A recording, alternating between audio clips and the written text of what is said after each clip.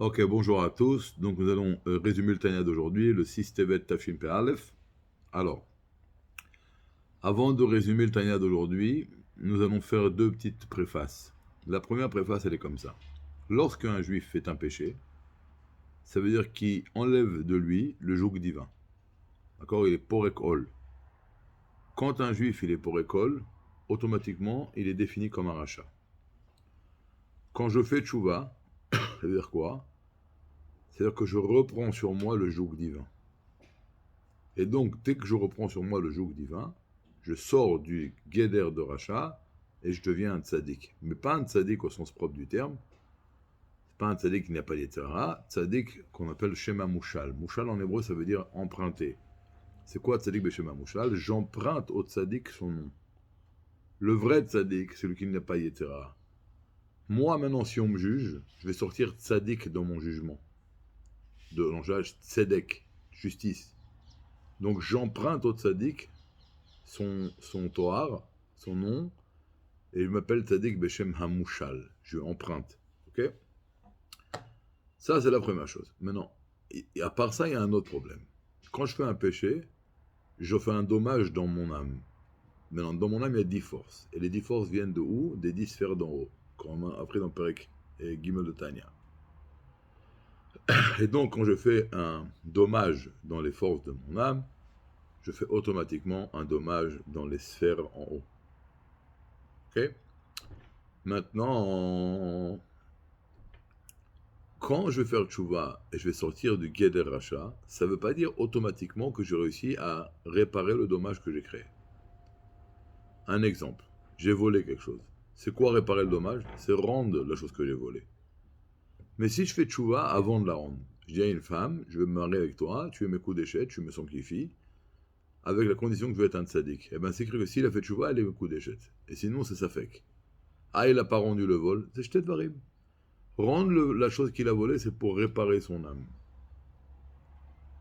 Il y a le fait maintenant de sortir du guéder de la définition de rachat, ça c'est quand il dit à Dieu, je ne volerai plus. Je reprends sur moi le joug divin et je ne ferai plus de péché. Là, il sort du guéder rachat. Donc il y a deux choses dans la tchouva. Sortir du guéder de rachat et réparer le dommage qu'on a créé. On peut sortir du dommage de rachat bien qu'on n'a pas pu réparer le dommage qu'on a créé.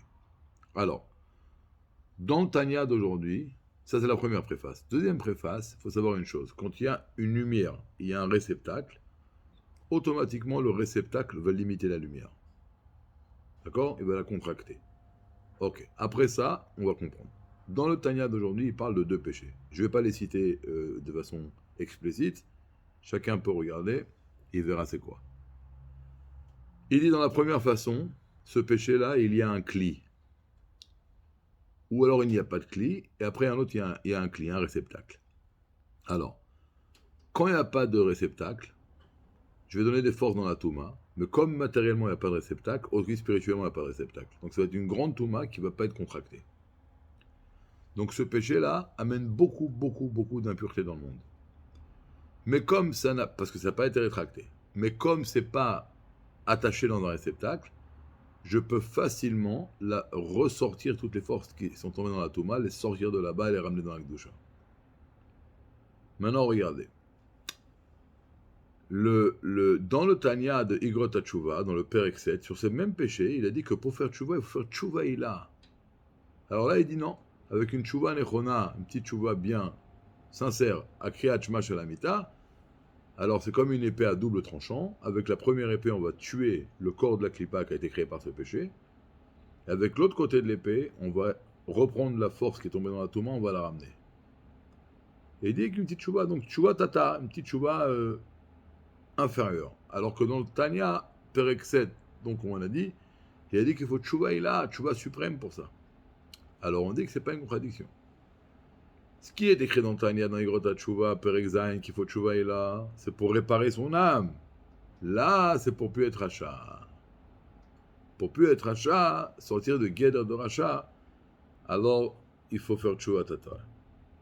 Maintenant, il y a une autre façon où ce péché-là est fait avec un cli. Donc, comme il y a un cli, un réceptacle, il y aura beaucoup de moins de touma. Mais comme c'est attrapé dans un cli, c'est beaucoup plus dur de faire tchouva. de sortir de la Balatouma. On peut faire tchouva pour plus être rachat. D'accord? C'est deux choses différentes. Mais après, réparer le dommage, c'est plus dur. Donc c'est une chose et son contraire. Quand il n'y a pas de réceptacle, il y a beaucoup d'impuretés, plus facile à réparer. Quand il n'y a pas de un réceptacle, il y a beaucoup de mantouma, mais beaucoup plus dur à réparer. Mais dans les deux cas, ça n'a rien à voir avec le fait de sortir du guédère de rachat. Guédère de rachat, c'est faire tchouva. Après, on répare les dommages. C'est deux choses différentes. Ok? Après, il ramène à la fin de Stania, si un homme a mis au monde un mamzer. Alors là, c'est très très compliqué parce que faire tchouva, il est vivant, monsieur. On va faire quoi? Alors il dit qu'il n'y a pas de réparation. Alors, dans le Tania, c'est pas écrit, mais c'est ramené dans les livres, une histoire d'un chassid qui s'appelait Yosef Bibinkovitch. C'était un chassid du Admour Azaken. Et l'Admour Azaken, une fois, lui a dit, il serait bien pour ton âme que tu sois coché, Baal Gala, mieux que tu sois rave. C'est comme si on demande à un grand Gaon, qui est Rosh Yeshiva, qu'il arrête d'être Rosh Yeshiva et qu'il va venir être chauffeur de bus, ou chauffeur de taxi. C'était inconcevable pour lui. Mais comme le rabbi l'a dit, il l'a fait. Et une fois, il était dans une auberge. Et il a fait le petit contratsot, avec beaucoup de kavana. Et juste à côté, dans la chambre d'à côté, était là-bas un juif, qui était le bras droit du paritz de l'endroit, qui était Mike une Goya, avec des enfants goy. Il faisait tous les péchés du monde. Et quand il a écouté la prière de Yosef Bibinkovitch, il a fait tchouva. Le lendemain, il a mis les tfilines, il a fait tchouva. Et tellement qu'il a fait tchouva, il est tombé malade. Et le Paris lui a envoyé des docteurs. Mais personne ne savait pourquoi il était malade. Il était malade de tchouva. Et puis, au milieu de cette histoire, tout d'un coup, arrivait une nouvelle que sa femme et ses enfants dans le lac, ils se sont retournés avec la barque et ils sont morts. Alors là, ils ont dit, c'est la dernière chose qu'il faut qu'il entende. Il va entendre ça, il va mourir. Mais le chassid, il a dit, non, c'est exactement ça qu'il faut qu'il entende. Et il lui a dit dans l'oreille que ce qui s'est passé, et là, il a guéri. Et c'est devenu un grand Baal Tchouva. Après, il a été chez l'Admour Emtsei. Et quand cette histoire a fini, l'Admour Emtsei lui a écrit un livre que pour lui, qui s'appelle Poker Ivrim. Et il a dit au chassid Yosef Binkovitch, mon papa, le Admour Azaken, pour le bien d'une personne, a fait d'un grand mashpia un cocher. Moi, maintenant, pour le bien de toute la communauté Rabat, je prends ce cocher, je le ramène à être mashpia. Il lui dit, arrête, t'as été coché que pour lui. Donc voilà, c'est le Tania d'aujourd'hui. Résultat, c'est qu'il faut faire attention à ce qu'on fait. Chaque acte qu'on fait a des conséquences sur nous, sur le monde, sur les sphères.